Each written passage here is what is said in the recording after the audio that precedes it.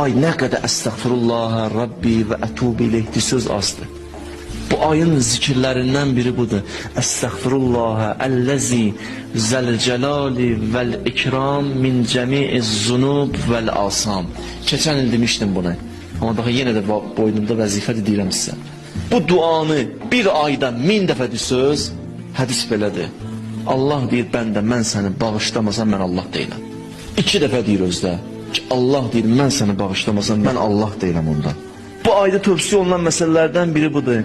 Buyurur 1000 dəfə Qul Huvallah surəsini demək, bir ay ərzində 1000 dəfə. Bölün, hesablayın, rahatdır Qul Huvallah surəsini 1000 dəfə deyin.